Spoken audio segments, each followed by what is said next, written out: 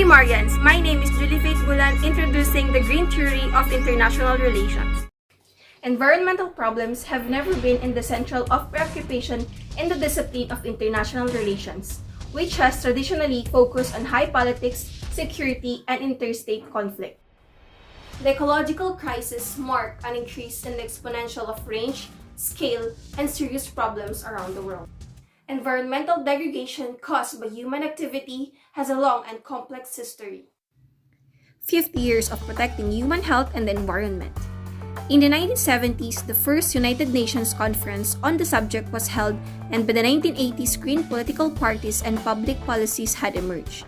This coincided with the demand for green theory to help explain and understand these political issues. By the 1990s, international relations had come to recognize the natural environment as an increasingly significant source of questions for the discipline, requiring theoretical as well as practical attention, especially in the wake of mounting evidence that human actions were significantly changing our global climate and presenting security problems as well as ecological ones. Life on Earth is in danger. Species are going extinct at alarming rates. Rainforests and coral reefs are disappearing. Pollution is haunting the entire planet, and global temperatures are rising at unprecedented levels. The 21st century will be a disaster for the environment, and we are to blame for this. Practically all environmental problems are caused by human activity.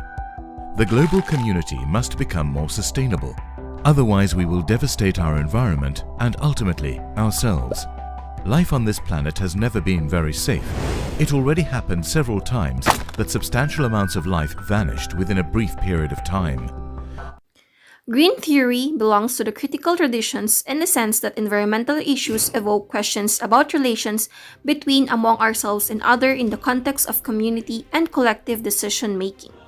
It turns has always raised the questions where the boundaries of political community are. For environmental problems, which transcend boundaries, these questions take the form of asking what level of political community we should seek solution.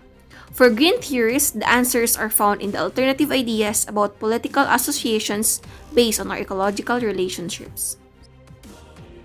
A green theory perspective on climate change understands it is a direct consequence of human collective choices. Specifically, these choices have led to historically anthropocentric economic practices of historical arbitrary political groups who have exploited nature in their own short-term interests. Climate change presents a clear case of injustice to both present and future humans who are not responsible for causing it and to the ecosystem as a whole. Green theory helps us to redefine issues such as climate change in terms of long-term economic values rather than short-term political interests. Moving beyond environmentalism and political ecology, green theory more radically challenges existing political, social, and economic features. In particular, it challenges mainstream liberal political and economic assumptions, including those extending beyond the boundaries of existing political communities.